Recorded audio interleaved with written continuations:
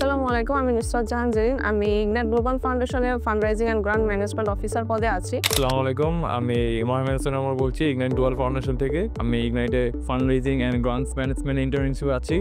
প্রতি বছরই আমরা আমাদের ইগনাইট গ্লোবাল ফাউন্ডেশন থেকে ইফতার ডিস্ট্রিবিউশনের প্রোগ্রাম আয়োজন করা হয়। সেখানে আমরা গরিব দুঃখীদের, অসহায়দের মাঝে আমরা ইফতার বিতরণ করি। এই 2025-এর রমজান মাস জুড়ে আমাদের ইফতার প্রোগ্রাম ছিল। পুরো মাস জুড়ে আমরা আমাদের ইফতার প্রোগ্রামটা করেছি। আমাদের ইফতার প্রোগ্রামটা শুরু হয়েছে আমাদের ইগনাইট স্কুল, যেটা উত্তরায় বার্নিয়ায় অবস্থিত। ভাসানটেক, বিজয় সরণি, বীরপুর 10, ইভেন ভাসানটেকে একটি মাদ্রাসাতেও আমরা আমাদের ইফতার ডিস্ট্রিবিউশন ক্যাম্পেইনটি পরিচালনা করেছি। আমি বেসিক্যালি বিজয় সরণিতে আমি ইফতারের লিডে ছিলাম।